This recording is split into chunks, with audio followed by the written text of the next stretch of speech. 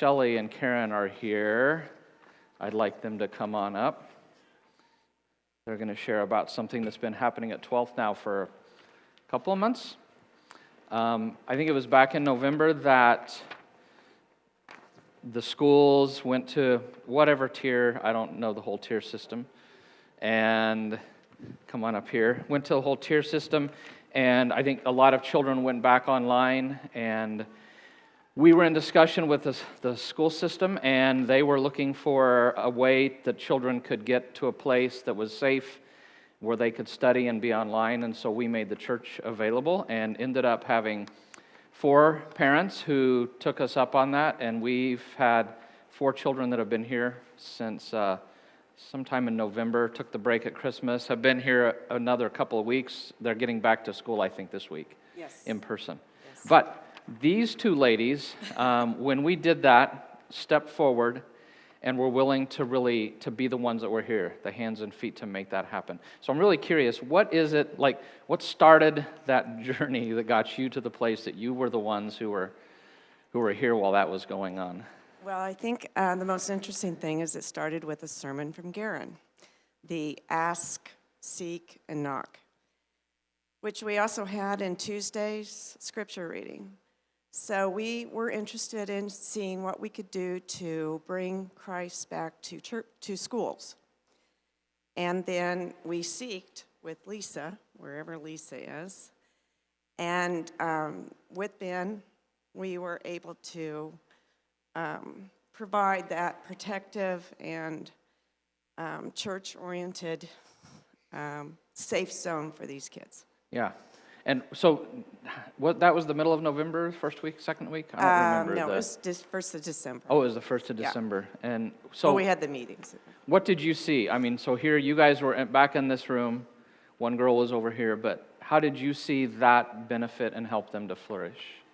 The remote learning is extraordinarily difficult. And any of you that have been doing it, the people that helped us, thank you so much. For parents, for children, for teachers, it's very difficult. I do feel like these children had an advantage of having direct supervision and a safe place to be. So the church was a great, great service to these kids, and we appreciate it very much. Yeah, I mean, you said you saw, like, online kids laying in bed and playing with dogs. And some just didn't attend. Yeah, just not even attending at all. Right. So how many people here did end up helping, came and helped supervise? Because there were several people that got involved. Could you raise your hand high if you did that, helped out with that? We really appreciate the fact that you guys did that. Yes, and there's lots more. Yeah, and what was any big surprises that came out of it?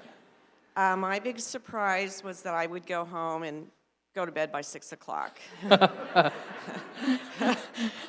It was exhausting. Yeah. Yeah. So that explains my wife going to bed every night at 6. No, she doesn't, but she's tired at the end of the day.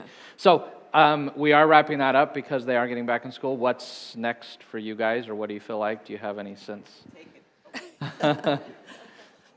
Well, we understand that there's educators and administrators in our church family, and we just thought maybe they would like to get together and talk about maybe what they need and what help we could give them.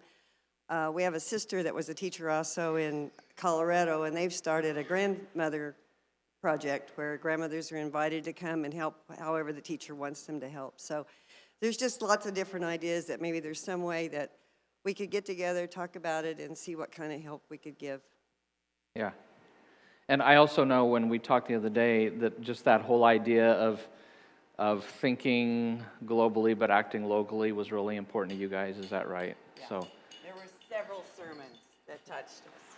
So we're looking for the knock, guys. Yeah. So that's what they're looking for, the next join knock. But just really wanted to highlight the fact that we want to become a biblical community of kingdom people.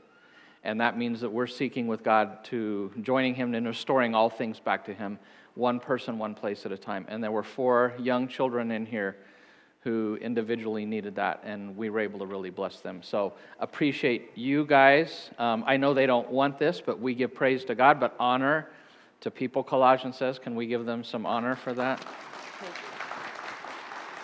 And just excited that 12 could do that, and we could bless our community, bless the school system.